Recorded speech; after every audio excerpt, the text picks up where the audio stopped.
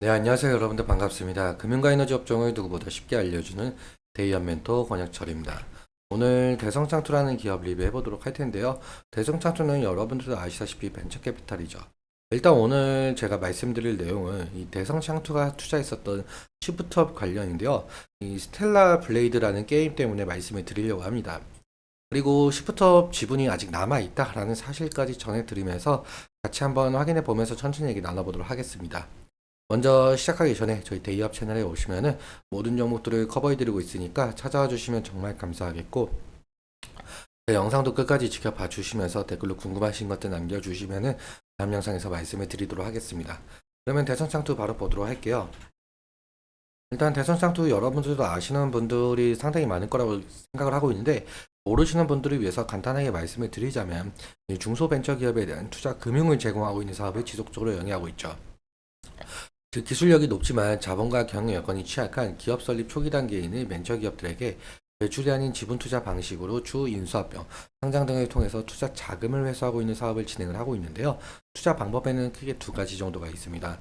먼저 투자 조합 같은 경우 펀드와 마찬가지로 개인 기관 정부 그리고 중소기업 창업 투자회사, 여기선 대성차투가 되겠죠.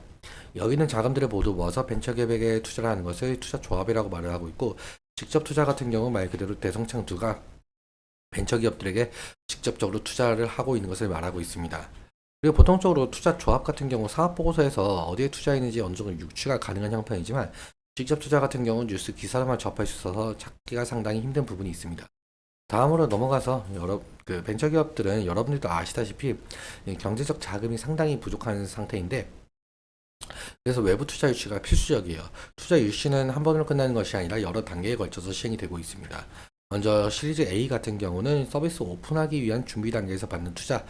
사실 이 여기 있는 단계까지 오지 못하고 많은 기업들이 너무 많아서 여기 있는 구간을 죽음의 계곡 데스밸리라고 표현을 하고 있습니다. 그리고 시리즈 B는 이 사업 확장을 하기 위해서 추가로 받는 투자 단계. 시리즈 C부터는 이 스케일업을 가속하기 위한 단계로, 대부분 벤처기업들은 시리즈 C 단계에서 외부 투자를 마무리 짓고 그리고 안정적인 수익 구조를 만들기 위해서 어떠한 노력들을 하게 되겠죠. 그래서 이 ABC 투자를 통해서 본격적인 성장을 이루게 되고, 벤처기업들은 상장이나 M&A가 가능한 기업으로 탈바꿈하게 되고, 여기서 벤처캐피탈들은 투자금 회수를 통해서 이익을 보는 구조다라고 생각을 해주시면 될 것 같습니다. 그럼 다음으로 넘어가서 여러분들도 아실 텐데, 대성창투가 2018년과 2020년에 시리즈 B, 시리즈 C 투자를 진행을 했거든요. 어디에? 시프트업에. 일단 시프트업 지분에 투자를 한 부분인데, 일단 여러분들도 걱정하실 부분들이 아마도 이 부분이 아닐까 생각을 하고 있습니다. 작년 10월 말쯤에 대성창투가 시프트업 지분을 좀 매각을 했다라는 소식에 시프트업 지분 전부 엑시트 했나? 전부 팔았나라는 생각이 드실 수는 있을 것 같은데요. 그래서 제가 저번에도 지속적으로 말씀을 드렸었지만, 대성창투의 주담하고 통화를 진행을 했었는데, 시프트업의 경우에는 이 투자 조합의 형태로 지분을 가지고 있었었고, 현재는 원금 회수를 한 상태이다. 그러니까 원금만 회수했다. 투자 조합 형태라 정확하게 남아있는 지분은 알려줄 수가 없다. 남아있는 지분 같은 경우 시프트업 IPO 진행 시에 엑시트를 진행을 할 거다라고 답변을 받았어요. 그러니까 아직 시프트업 지분이 남아있다라는 소리가 될 수가 있겠죠.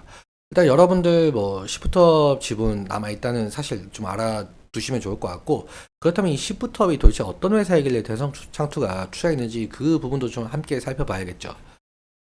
시프트업 같은 경우 이 승리의 여신이라는 게임을 만든 회사이고, 현재 한국은 물론 이 동남아 그리고 일본에서 인기인데요. 출시 이후에 상당한 매출을 기록을 했죠. 이 승리의 여신 니케에 힘입어서 이 시프트업 같은 경우는 2022년 대비 2023년에 매출과 영업이익 측면에서 상당한 증가율을 좀 보여준 것으로 보일 수가 있겠는데요. 그런데 이런 게임을 만들어낸 시프트업이 4월 26일에 스텔라 블레이드라는 게임을 출시를 했었습니다. 이 스텔라 블레이드가 어떤 게임이냐라고 한다면은 콘솔로 작용을 해요. 콘솔이 뭐냐라고 한다면은 뭐 엑스박스나 플레이스테이션 같은 이 비디오 게임이죠. 그러니까 TV에 연결해서 사용하는 이 게임이라고 생각을 해주시면 될 것 같은데, 일단 스텔라 블레이드 지금 현재 어느 상황에 놓여 있냐라고 해본다면 이 기사를 보시면은 스텔라 블레이드가 이달에 플레이테이션 게임으로 선정이 되었다.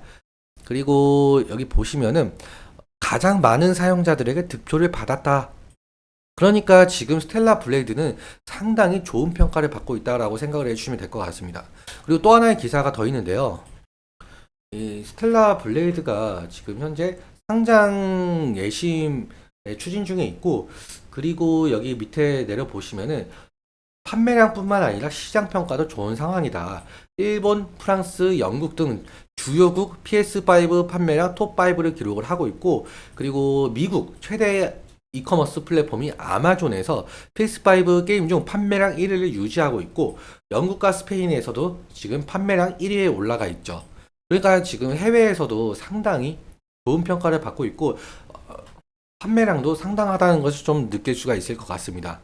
아무튼 일단적으로 출시한 지 거의 한 달도 안 된, 한 20일도 안 된 시점이라서 아직은 좀 반응을 좀 지켜보면서 투자한 이 대성창투의 움직임도 좀 잘 살펴봐야 되는 부분이 있을 것 같습니다. 그리고 아까 좀 전에 말씀을 드렸었는데, 이 시프트업이 올해 3월 상장 예심을 신청을 했었는데요. 보통적으로 상장 예비 심사가 신청서를 제출하면 이 IPO까지 3개월에서 4개월 정도 걸리거든요. 그렇다면 3개월에서 4개월 걸린다는 점을 좀 감안을 한다면은 보통 6월에서 7월쯤 IPO가 가능하겠죠. 2023년에는 이 기업 가치가 시프트업의 기업 가치가 2조 원이었거든요. 그런데 이 스텔라 블레이드가 흥행을 하면서 매출적으로 좀 더 도움이 된다라고 한다면 기업 가치는 더욱 상승할 전망이겠죠. 그렇다면 이 대성창투도 이 시프트업 엑시트 시 상당한 이익을 좀 거둘 가능성이 있을 수 있을 것 같은데요. 이 부분이 좀 중요 투자 포인트가 될 가능성이 높을 것 같습니다. 그러면 차트 보면서 마무리 설명 짓도록 할게요. 대성창투의 최근 흐름을 보시면은 사실상 지금 시프트업, 그러니까 스텔라 블레이드가 출시된 지 얼마 되지 않았기 때문에 지금 차트가 거의 스텔라 블레이드에 맞춰져 있어요.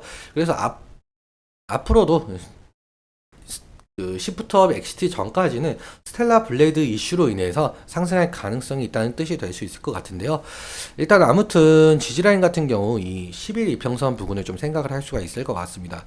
오늘 같은 흐름도 마찬가지로 이 아래 꼬리가 달리면서 조금 양봉으로 마무리를 했는데요. 과거에도 이 부분에서 좀 지지가 일어난 것을 볼 수가 있을 것 같습니다. 일단적으로 만약에 이 지지라인이 이탈 시에는 리스크적인 관리는 필요할 수가 있을 것 같은데요. 만약에 상승 시에는 사실 2021년도 때부터 상당히 하락한 부분이 있어요. 그래서 상승 시마다 차익 실현 매물이나 원금 보전 매물이 나올 가능성이 큰데요. 그래서 이 부분 염두에 두시면서 오늘은 여기까지 말씀을 드리고, 오늘 내용 여러분들께 도움이 되셨다면 구독과 좋아요 부탁드리고, 말씀드린 내용과 차트적인 부분에 대해서 개인적인 견해가 있을 수밖에 없기 때문에 여러분들의 주관적인 견해와 함께 투자를 하여 현명한 선택하셨으면 좋겠습니다. 오늘도 시청해주셔서 감사하고 지금까지 멘토 권혁철이었습니다. 감사합니다.